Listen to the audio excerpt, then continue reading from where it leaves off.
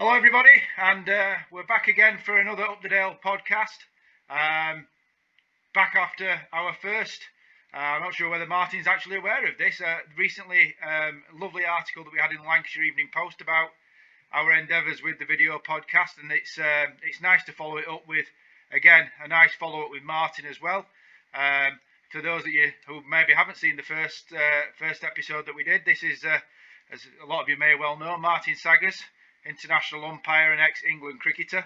Martin very kindly offered to come back on and do a second podcast with us, more along the lines of umpiring and very much more in depth. And we felt it'd be good to get somebody who's very much involved in umpiring. And the gentleman to my left, right, don't know how it'll appear on screen, is Paul Ellis. Paul is from the Lancashire Association of Cricket Officials, a local umpire himself, and again, for Martin's benefit and those others watching, me and Paul, we have found out, have a bit of a history together without actually knowing about it.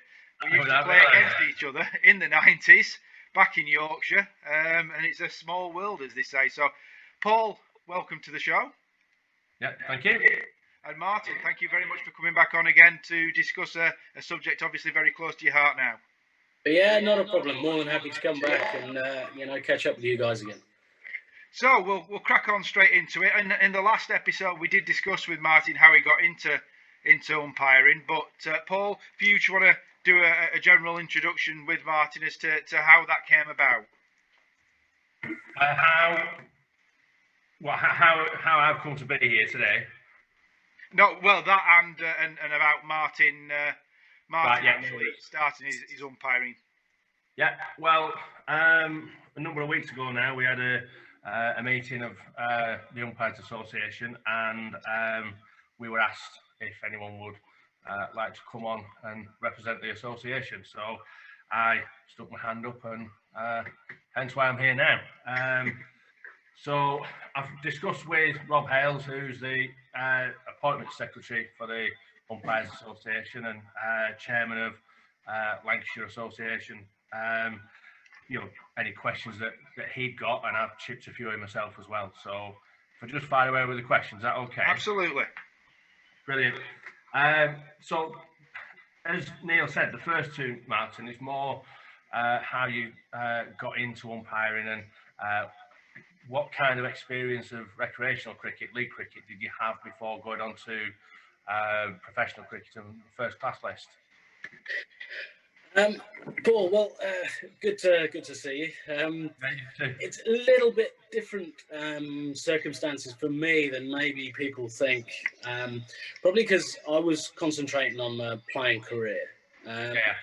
And back in the sort of early noughties, I think 2003, 2004, you've got to think about what you're going to do life after cricket. And I had studied architecture beforehand, but didn't want to go back into that avenue.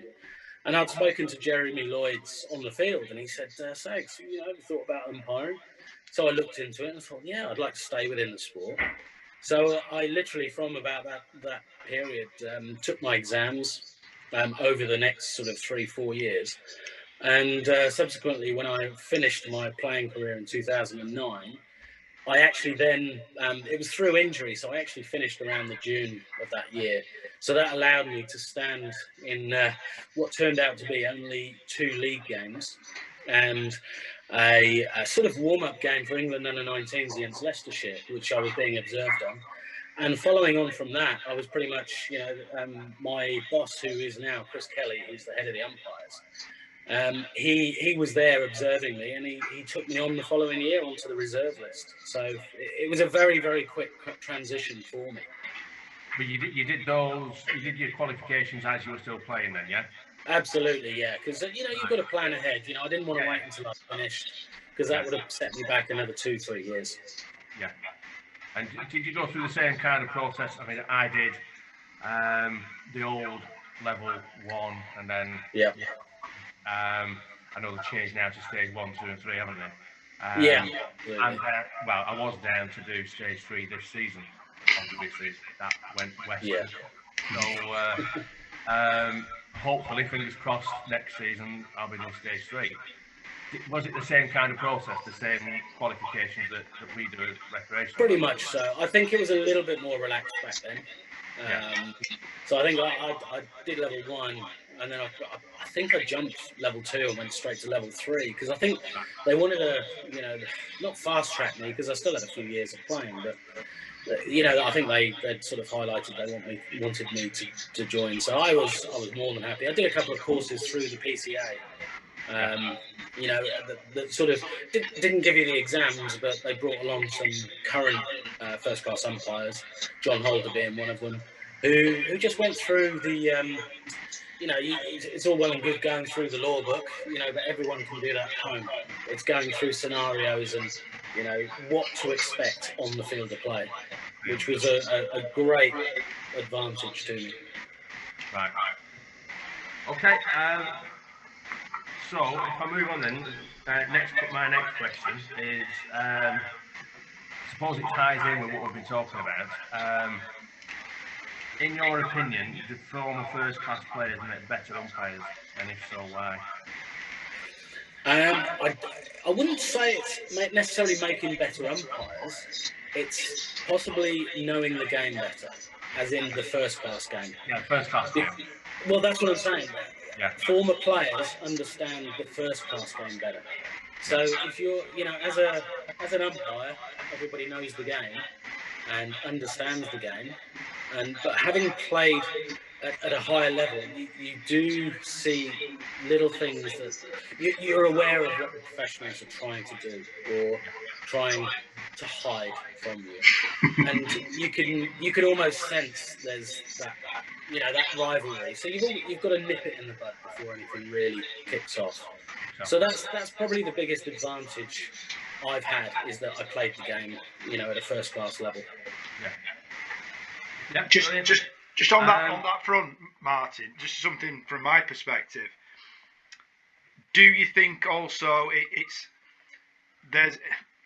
it's difficult because as an umpire you can't show empathy, but do you as an umpire sometimes have to have an empathy with how a player is acting on field? Is there, because of that experience as a player yourself, is there a level of empathy for I'm not saying bad performances. You're not going to give somebody not out because they're in a bad run of form or anything like that. But is it also not just you understand situations and actions, but also feelings and sensitivities on field a little bit as well? Absolutely, because at the end of the day, these guys, it's their career, and so you have to bear that in mind. Obviously, everybody out on a Saturday afternoon playing for their club side, village side, they're still competitive. They still want to win. But at the end of the day, that's not their career. Yeah. But there's always somebody. Sorry. Not their income. It's not their. It's not what they do. It is a hobby, basically, isn't it? I suppose. Yeah, absolutely. But there's always somebody out there in the first class match or a second team match where it's the future, their future on the line. Yeah. So the empathy can be that if you've maybe made an error, missed a slight inside edge, and the player shows a little bit of frustration because it could be his last game. He's trying to gain a contract with that county. You do have that empathy with them, but at the end of the day, they still have to show their control on the field. Yeah. If they want to let off a bit of steam, speak to us afterwards. See us off the pitch. More than happy to speak to them and open up to them then. Excellent. Okay, Paul, you can move on to your next one. Next one. A similar kind of theme. Most recreational players who go into umpiring believe that there's a glass ceiling above them. They might progress to the upper echelons of the recreational game, for example, ECB Premier League level, but they feel that there's not really the opportunity to progress further than that. Do you agree that is this a fair assumption, Martin? Is that I mean, it is difficult to break through. There's, you get the national panel of umpires as well. I think sometimes it is difficult to always, push yourself to get up those ladders, and there's always stumbling blocks in the way. But I think you've just got to keep going about your business and really focus about what you're doing and what you're trying to achieve to get to that highest point. Um, there is definitely an avenue for these guys to go further and perhaps get on the reserve list. It's just giving yourself the best opportunity you can and trying to do as much cricket as you can, because it's not just the Saturday afternoon or Sunday leagues that you can umpire in. There's MCC matches, and it's almost making the right people aware that you want to have a career in umpiring and move into the first class sort of system. Yeah. From my point of view, personally, I'm always making myself available. I am limited due to work for weekdays, so it really is just the weekends. I suppose I can do some T20 stuff in an evening, but work, obviously, as you said earlier, I'm a teacher, and my that's my job, my profession. I can't sort of ditch that and focus everything on umpiring. I'm trying to sort of go as far as I can in umpiring at the same time as holding a job down, if that makes sense. Well, I think that's where, you've hit the nail on the head. That's where the difficulty lies. Is giving yourself the availability to be able to go and umpire a 3-day, 4-day second team match. Yeah. Once you get to a level that allows you to perhaps stand in one of those matches, and to allow yourself time. I mean, obviously, as a teacher, I was just going to say you possibly get a little bit more opportunity than most. But as you say, people with 9 to 5, Monday to Friday jobs, it's difficult to be able to just take time off to pursue a career in umpiring. Yeah. Yeah, no worries, thank you. What's my next one? I'm relatively new umpire. This is my fourth year just finished. 46. I suppose we've covered this in many ways. How do you think I might be able to progress further, and what avenues do you think I should pursue? I suppose we've covered that, really, haven't we? Yeah, but I think one thing to progress personally is to speak to as many umpires as you can. Within all avenues of umpiring, in terms of. It doesn't matter whether it's a guy that's been umpiring league cricket for 50 years. You need to ask them questions. Because that one individual might be able to give you one little bit of advice that you can take on into all of your games, and then you can get another snippet of advice from another umpire. You might do things slightly different, and in terms of managing a situation. But you think, I'll try that next time. And then you can take that into the game and see if it works for you. It may not work for you. It's continually learning, isn't it? It's like anything else, I suppose. It's communication. For you to be an umpire, the best umpire you can, when you're out in the field of play, you've got to communicate with the players. So for you to learn as an umpire, communicate with every umpire you stand with, every umpire you know that you're in contact with. I think from my point of view, whilst I do umpire occasionally, from a more of a player's point of view, I think that's also something from a player's perspective as well that certainly I appreciate, is that obviously, fairly obvious comment to make, every umpire is different. But at the same time, it's also quite a pleasant experience that, generally speaking, you will form a different relationship with every umpire that umpires your games. And it's generally a pleasant experience. Occasionally it might not be, but generally I think that's also something as players as well, is that you can learn that from how, and we had that discussion at the end of the last one, Martin, about how an umpire's preparation for a day and managing a match can make a match better.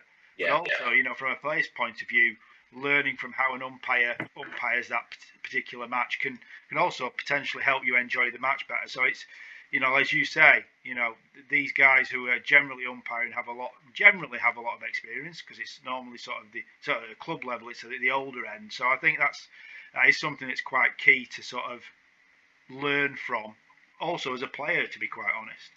Well, I think going back to umpiring in one of my early years, I made a decision on field along with my colleague, but it wasn't a rash decision, but it was something that really created a lot of fuss on the over the media and everything. It was quite a big highlighted issue that happened.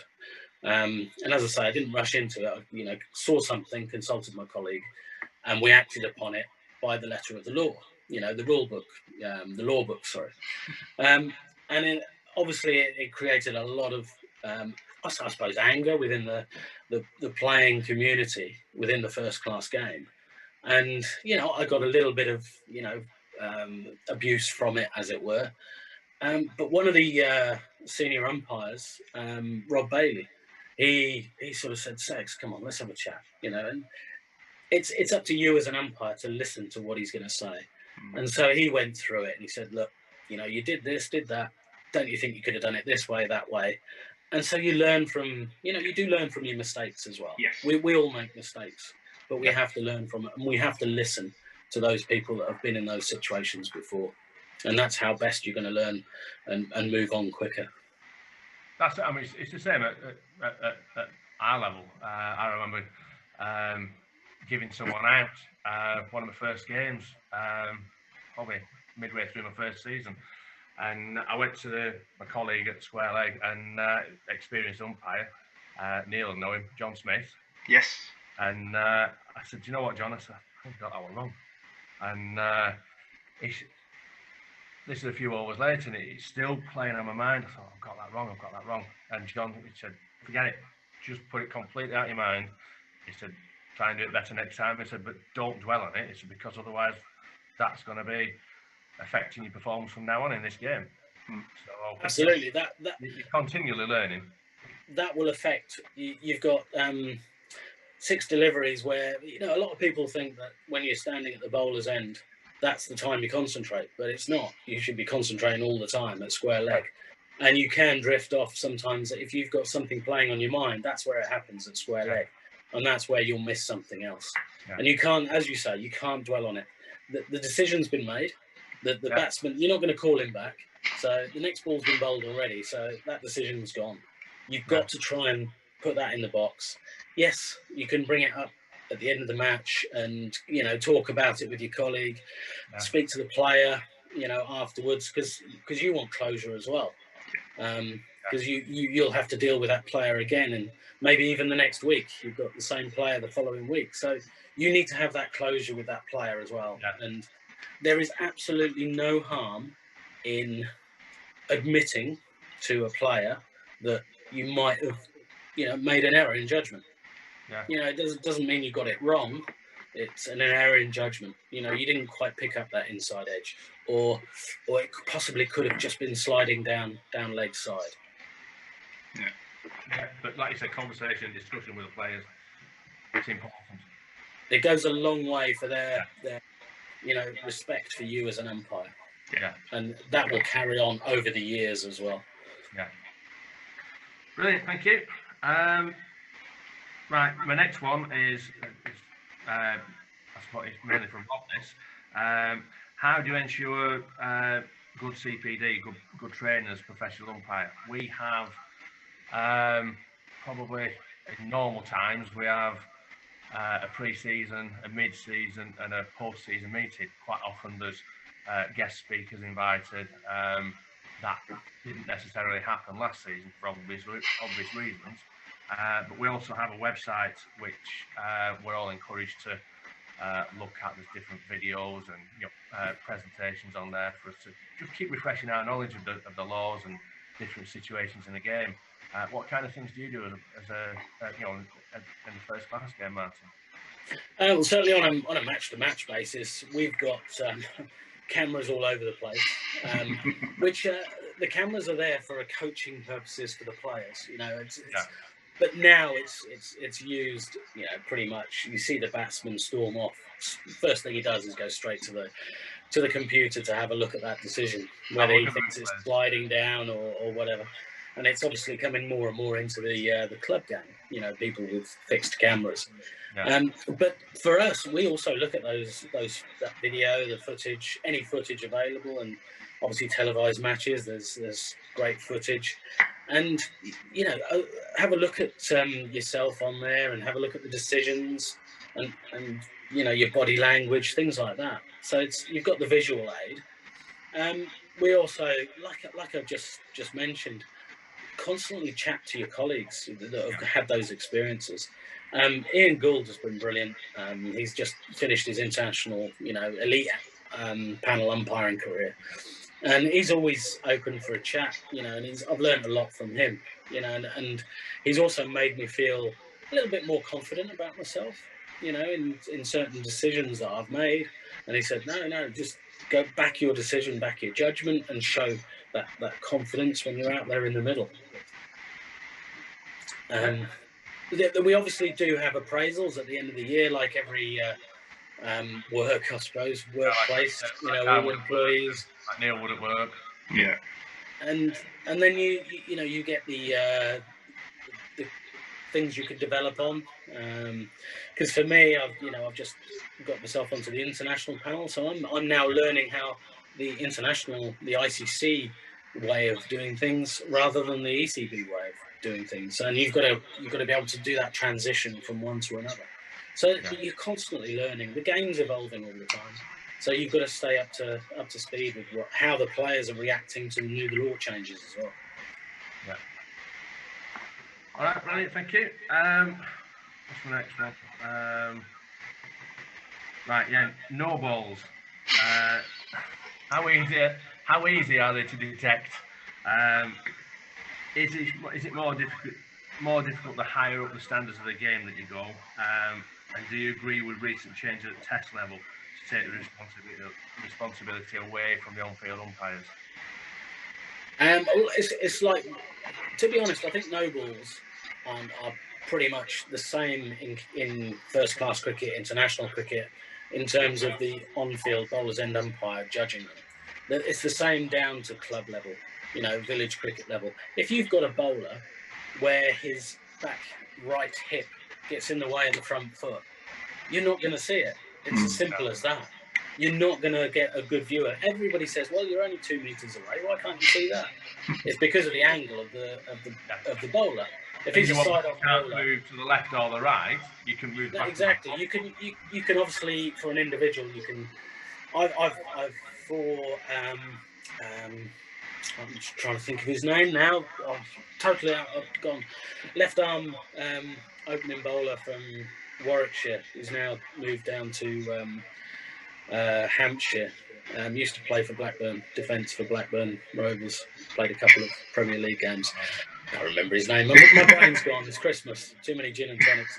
But anyway, I used to stand right up to the stumps to him, opening bowler, and as long as he's happy with that, it allows me to see his front foot better and also his follow through and see over the top of him because he was so close to the stumps. And it is difficult when you can't see that front foot because they just expect you to see it. It does, having done a summer of cricket where the third umpire is basically looking at the front foot all the time, and it's not your job as on-field to call it. It's actually against the protocols now for that. So you cannot call an on-field no ball for front foot and unless you get the signal from the third umpire, which is an automated sound. You know, he'll say, right, that's a no ball, so it's no ball. So you then call and signal no ball. Free hit if it obviously is needed. Yeah. Yep. Right. My next one is: do you get marked in each game? We get graded by the captains. Obviously. Just wonder how you get graded in, you know, as a first class umpire. Yeah, I think it's tough when you have captains marking you. We did have, when I first started, the captains did a captain's report, and it goes without saying, if the captain of the losing side is always going to think negatively or look for a reason why that team has lost or his team has lost. So he's obviously going to downgrade the scores for the umpires. It's no reflection on you as an individual. It's just, oh, we lost, I'm going to take it out on the umpires. Following on from that, if you're the umpire that's actually giving him out LBW, yeah, you're going to, without even looking, you're going to get a poor mark. Yeah. And for me, that's poor from the captain, because he's not marking you as an umpire. He's just marking you one decision. Yeah. So it is different now for us. We have match referees in the first class game. So those match referees are looking at your performance. And to be honest, yes, they do look at decisions, but decisions are not the be-all and end-all of a great umpire, because every single umpire will make an error in judgment on a decision. It's a question of how you go about your daily routine, the way you come across to the players, your communication with the players, dealing with certain situations, dealing with your colleagues as well, because you have to go out there as a unit, as a pair. You're not individuals out there. And that's something that always, as I said, 4 years now I've been doing this, and that is something that's always been reiterated from more experienced colleagues, that you are a pair, you're a team, just like the fielding team are a team of 11 and the batting team are a team of 11 all working together. You're a team of 2 essentially working together out in the field. Or obviously for us with a third umpire, he's our eyes and ears of other things that are going on that we can miss. And ultimately, in those televised games, the internationals, there is a fourth umpire as well, and that fourth umpire is mic'd up, and he's helping you. If he sees something that could help you, why wouldn't he pass on that information? So yes, it does get a little bit easier further down, the higher up you go, because there's perhaps more eyes, more people watching, more people looking. But ultimately, you're working as a team. Does it help having an extra pair of ears as well, I suppose? The third umpires upstairs, putting there's microphones all over the place. Just thinking back to an incident last season that I had. There was an accusation of an unpleasant comment being made. I was at my leg. I didn't hear a thing. I didn't hear anything. My colleague who was at the bowler's end, he didn't hear anything. Later on, the player concerned actually apologised to the other player, so really almost admitted guilt in that he'd done it. Yeah. We then reported it. Does it help having that extra set of ears, with the microphones around? Oh, definitely, because everything in the international matches is recorded. All audio footage, is recorded. So any incident out in the middle of, any kind of swearing or anything like that, once somebody gets out, then it can be replayed back, and it's kind of used as evidence, because that's just as much evidence as a visual piece of video evidence. Yeah. So you can use that. Would that come to you maybe in between overs? Would the third umpire speak to you in between overs, or would he wait until a natural break like a drinks break or a lunch break or a tea break or something? Yeah, I think you don't. You might mention it if a wicket's fallen. You can just say such and such a batter who's just been out. He's used inappropriate language, and we're looking into it, sort of thing. Because the match referee is then the one that we would report it to the match referee, and then he would take it on from there and decide whether it's taken further, or to just sort of perhaps give him a rap on the knuckles, that sort of thing. So similar kind of thing to us, really. I'd report it to the league disciplinary chairman, and then he'd take it from there, really. So same kind of thing. But I think in that sort of situation, if you haven't heard anything, it's very difficult to stand up. And I think in that circumstance, again, going down to managing the situation, chat to the players. Look, I didn't hear you say anything. There was a accusation that you had. Just have a good chat with them. And theoretically, I possibly wouldn't report it if I hadn't heard it myself or my colleague hadn't heard it, because you're almost then bringing something up that you can't really defend because you haven't heard anything. So then that's where I would just manage the situation and make sure that you manage it, not just with that player, but the opposing captain or the opposing player that it is said to. And explain that the club chairman was playing in the game as well, and he came to us after the game, and the player concerned had made a very sharp exit from the ground, so the chairman was involved with it anyway. You know what I mean? Yeah. So, well, in that situation, it sounds like that's where the club will deal with the issue, and suspend the player for a week or two, something like that, if they're strong enough. Unless you say gun opening bats or opening bowls. Never heard it. So. And knowing the chairman concerned, I wouldn't mess with him anyway. Fair enough. Right, I've said that about getting marked. I suppose my next one was, what other feedback do you get on your performance? We've covered that, haven't we, really, in various guises. But on top of that, though, as well, there's self-assessments. If you can, it's one thing that we've done as well. At the end of the game, if you can't be honest with yourself and say to yourself, "Oh yeah, perhaps got that wrong, or I could have done that different," you're not going to move on. So you've got to be big enough to actually admit that you've done something perhaps slightly wrong, or you could have done it better. You could have done it better, maybe. Yeah, absolutely. Yeah, and you have to admit that to yourself. Of course you do. Well, it's like me at work, and I'm constantly learning about my job, and I've been doing it for 20 odd years. Yeah, and you're constantly learning about it, so it's the same kind of thing, really, isn't it? Yeah, I think we all know those umpires out there that they refuse to say that they're wrong, or they've never made a bad decision in their life. But we all know that they it's not the truth. We've all been on the wrong end of those bad decisions, haven't we? Absolutely. We know it. So I'm not going to comment on that. Go on, Neil. I'm going to keep my station. Thanks very much. I don't want to get dragged down that rabbit hole. No. Are you referring back to the 90s when you played against each other again? No, not at all. No. I can only imagine. I can think back at what some of the umpires might have been like back then. Some of the club umpires, compared to today. I think today's club umpires are a lot more relaxed than maybe some of the club umpires might have been back in the 90s. That's for sure. But they almost wanted to take over the game. And wanted to be seen all the time. And I think as an umpire, you want to be seen and not heard. And, at the end of the day, they sort of say, oh, umpire's not really, didn't even notice the umpire today. That means, for me, that you've done your job. Yeah. There's been no animosity towards you or anything like that. So, that's one way you can judge as to whether you've had a good day.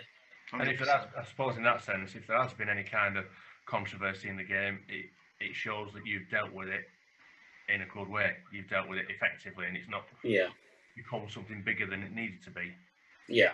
You haven't started it yourself either, which I have seen no. with umpires as well. More back in when, I'm not saying in first class cricket, I'm saying when I was in my playing days in club cricket, umpires like to get involved when they don't need to be. Yeah. It's one of the stories I've told, I think, before that I will never forget. I was in South Africa playing overseas, and I always opened the bowling first over. So it was the first over of the day. Matches started at 9:15, and so I ran in, bowled the first delivery, and the umpires called and signalled no ball. And I thought, strange, I never bowl no balls because I was very, very much behind the line. So I turned and I walked, had a look at the front foot, as you do, as all bowlers do, to see where they were, just so that they can adjust their mark or whatever. No problem with that. And I could see that my foot had landed half and half because there was literally one mark on that crease. Four points of the heel behind the popping crease, and then all the points in front. And I sort of said to the umpire, I said, "Why did you call no ball there? Clearly my front foot was on the line." And he said, "No, it was no ball. Move on, get on with it." So straight away, he's created that animosity between a player, which doesn't need to happen. He's trying to show his authority, but in the wrong way. Yeah. Interesting. Interesting. I'm sorry. No, I'd just say I think everything that Martin said in terms of an umpire very much wanting to do their job but stay out of situations. The limelight. Yeah, exactly. Yeah, that is something that is, it's always put across to us. I mean, I'm talking 5 years ago I did my level 1, and even then it was, you were encouraged to kind of, keep everything to a nice calm level, and then the more games you umpire, the more you realise that is really important. Yeah. So you just got to remain calm and speak to the players in a calm manner, because if you speak calm, they will come down to your level. Yeah. If you react to their words and start shouting at them, nothing's going to be gained from it at all. No, definitely, completely agree on that. Next question, Martin, if that's okay. Obviously, you've just got onto the international panel. What ambitions do you have from here? Well, I think it's taking it step by step. I mean, I suppose my ambition is to continue on the international panel, because just because you've been promoted to that panel, it doesn't mean you're going to stay there. You've still got to perform. You've still got to do everything that you've done in the past and make sure that you don't fall by the wayside, sort of thing. Because there's and still improve. Absolutely, yeah. There's always things you can improve on. Yeah. This year, I've made some good decisions, and I've made some disappointing decisions, as in LBW decisions. I mean, the one that really sticks out for me this year was Mitchell Stark. I think it was second ball of the match. Jason Roy opening the batting, and it swung back in. I mean, it's hit him in front of all three. Middle. However, because you're at Old Trafford, I had the ball, the impact below the knee roll, but the impact was above the knee roll, and it was just that split second. I didn't have another look at it. Everything was in line, but because of the Old Trafford pitch, a little bit of extra bounce, it was going over by a good, 4-5 inches. So it was that, so I thought to myself, had I really switched on properly at the start of the match, because it was a second ball, I think, or third ball of the match. Had I prepared properly? Were my eyes focused? Had I thought about all eventualities? And naturally, it was reviewed and overturned. So you've got to learn from those sort of errors in judgment, as I say. And I do remember when the decision was being made, sort of thing, and once it had been made, I was walking back, the Mitchell Stark came past, and I said, well, I thought it was out just like you guys, a little bit of, and he laughed, and, I'm happy to give it out. I'm an ex-bowler, I'll give them out. But you have that little bit of banter. And I think it's a little bit easier because there is that closure for everybody. For the umpire, you think, right, I have got it wrong.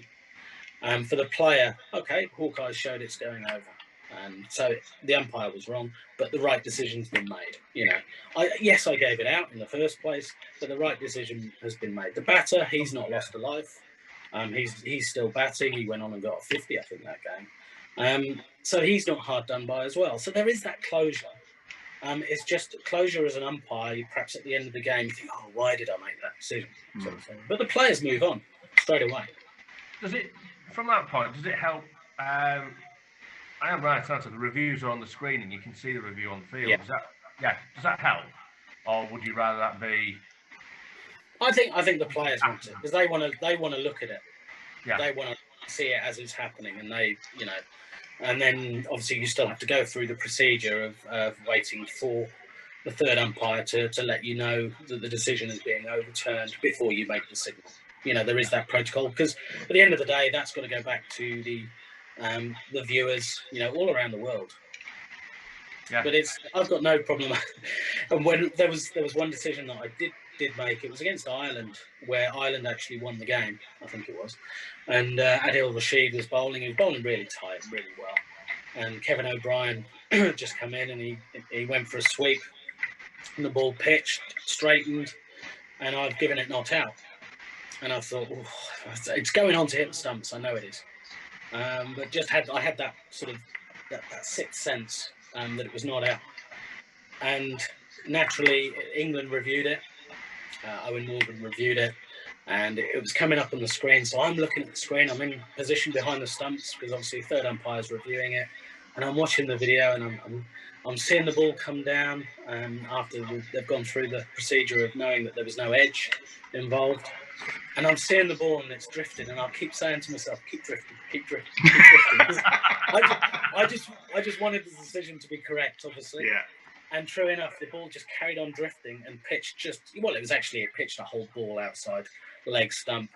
Yes, I had it going on to hit, and true enough, it was going to go on and hit, but it's pitched outside leg. So with that footage up there on the video, yes, you can see straight away, and you're sort of giving yourself a bit of a high five, and yes, I got that right. So, but when the review's finished, you're obviously, you're in position. You've got to still show no emotion. You can't jump up and go, yes, not out. Even though the temptation is there. Yeah, well, sort of inside, you jump on the joy, but you've got to keep that composure because you've got the next delivery that you have to concentrate on. Well, this is it, because the game moves so quickly, doesn't it? So decision's done, and when I'm out there and I make a decision, and it's almost like when you play golf and you hit a bad shot, you've just got to forget it. Yeah. So if you go back to that scenario that I was just going through with the Adil Rashid delivery, if there wasn't any reviews, naturally the batsman, you've given it not out for the correct reason because it's pitched outside leg, and it's pitched outside leg as an umpire. No matter what you say to the bowler, if there's no reviews, like in club cricket, that bowler will not take that answer from you. He will be absolutely adamant that you've made a howling decision because it's going on to hit. There is nothing you can say apart from, I believe it's pitched outside leg, and therefore it can't be out. I'm very confident in the decision I've made. If you don't believe that, then I'm sorry, I can't change your mind in any way. But that player then starts throwing his toys, and he will say, "Captain, that's so out, that's so plumb," whereas he's not thinking straight about where the ball was pitched. Yeah. Oh yeah, definitely. And there was one a couple of years, not this season, just gone, season before, and I gave an LBW out, and then a very similar ball, and it, like you said, it's just a feeling that you get sometimes, and the opening bowler was nipping it back into the batsman, right-hand bowler, nipping it back into the batsman, and the first one I've given out, and then the next one I thought, I think that might just be missing leg stump, and I turned two down that very similar, and a few balls later, there was one, the same batsman played and missed, and how it missed leg stump. Do you know what I mean? It was so close. And the bowler walked past me and he said, "I see why I didn't give those two now." Yeah. So that was good. It sort of confirmed to me that my decision was right. And like you say, it is just a feeling you get sometimes. Yeah, absolutely. So, right, if I just ask you this one then, Martin. I think that's the last one on my list. Yeah, it is number 12. If you could change one law, what would it be? It's a big one, this one. No, actually, it's actually, it's quite easy, really. In terms of our 4-day cricket, it's quite simple, and it's a law that I think the players want to change. And it's actually, it's not a law; it's more playing conditions. It's the fact that on tee, on day 4 at tee, you've had perhaps 2 days of washed out cricket, and the game is it's literally going nowhere. You're in the start of the 3rd innings, so bonus points are out of the way for the first 2 innings. There's nothing to play for apart from just standing out there in the cold, an hour's cricket, when these players have got a whole season of cricket ahead of them, and they don't want to be out there. I've been involved in a game. I've been umpiring where Michael Carberry, the game's dead. It's day 4. It's actually a nice day, so you've got to be out there. because you have got the, I say the crowd watching. You might have 68 people watching. Michael Carberry's doing impressions of all different bowlers, Graham Gooch and all different bowlers that he's watched over the years. So I've had him chatting to me because I used to play with him at Kent.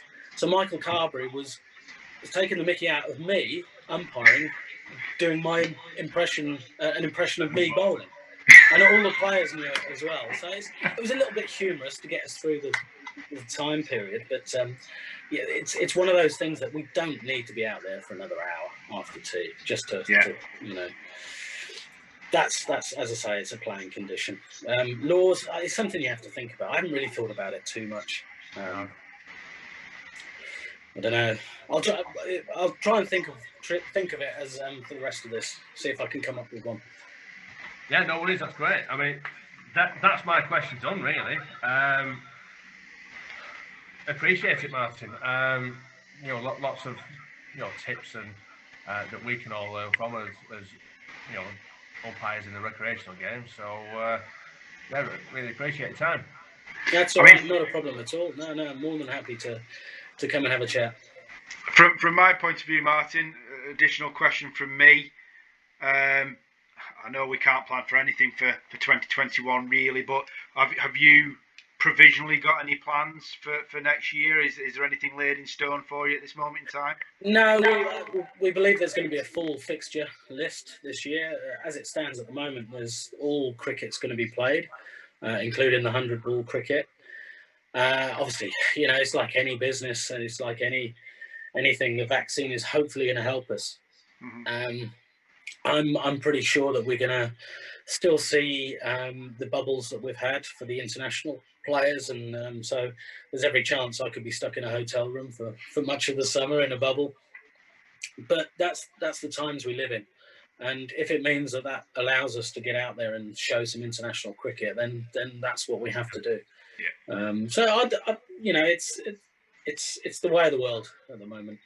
But I'm looking forward to a good full season, and hopefully the new format, the 100 ball, will go ahead successfully. I've no doubt that it will be successful. Just hopefully the COVID, is under control. I mean, from our point of view, to recreational level as well. A number of times last season, we'd have players complaining about the protocols that we had in place, which, I mean, my response was, look, this is to enable us to play cricket. If we don't, we don't follow these protocols, we don't play cricket. Yeah. And I mean, I said on a number of occasions, you need to get used to it, because these protocols may well still be in place next season. Yeah, and I think they will be as well. Yeah. And I think that individual has to realise that actually it's not just for the safety of cricket, it's for the safety of himself as an individual. Yeah. And I'm sure he doesn't want to be that person that's caught COVID, and if he's got an underlying issue, a health issue, we don't know how much it's going to affect an individual until they get it. And I've seen and heard so many stories. It is frightening, those people that have suffered. So I think we just have to be realistic about how dangerous this disease is, or this issue is. And the issue for me as well last season was we were the first team sport up and running again. Obviously, it was our season. It wasn't the football season or rugby season or anything. Yeah. But it was the first team sport up and running again. So we had to make sure that we did things right, so that then other sports could learn from what we'd done, so that they could play when their season started. So, no, I think we've just got to all help each other, because we all want to be able to be involved in the sport and play the sport, and it's only those select few that don't follow those rules that actually ruin it for the rest. Yeah, definitely. I think, as I said, wrapping it up from my side, I think from my experience, the umpires side of things that we had, certainly it's at the lower level with our club umpires, but everybody bought into it, and I think the way that every umpire handled it last year, whether it be a club umpire or a panel umpire, was absolutely superb. And as Martin said, the things that we had to implement allowed us all to do the thing that we really enjoyed most. And And as you said, Paul, we were the first recreational sport to get back to some level of playing, and I think that was key for us all to get through the summer and come out of lockdown with a bit of enjoyment. So if we do have to do that again for 2021 at some level, so be it, as long as we get to play the sport we enjoy and official the sport we enjoy. And the players as well, they helped the umpires out last season as well on a number of occasions, because I'm having to remember every 6 overs to call a hand sanitizer break, and you've that many other things going on in your mind. Yeah. A number of occasions I forgot, and the players will be there. We're not cleaning our hands now, umpire, and so they were helping me out as well. So it was great last season. I really enjoyed it. Difficult at times, but it was good. Well, hopefully 2021 will be just as enjoyable and maybe a little less stressful. And thank you both for coming on again. Martin, I hope it's a very successful 2021 for yourself. Thank you very much. International stuff Likewise, keeps progressing for you. Thanks, guys. It's been a pleasure to come back and chat to you a bit more about umpiring this time than just the transition. Absolutely, and it's as I say, it's great to see somebody like yourself who's really grasped that transition and has made it just as successful as an umpire as you were as a player. So congratulations on that, Martin, and long may that continue. Paul, thank you very much for coming on. Yeah, hopefully our paths will cross again at some point in the future, and hopefully you're kind to me if I'm playing. So I'll continue to be kind to you.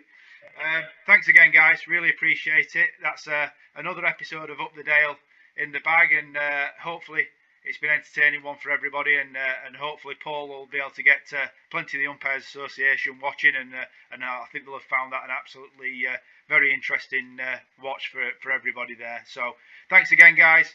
Thanks for watching, everyone, and hopefully see you again soon with another episode of Up the Dale. See you soon.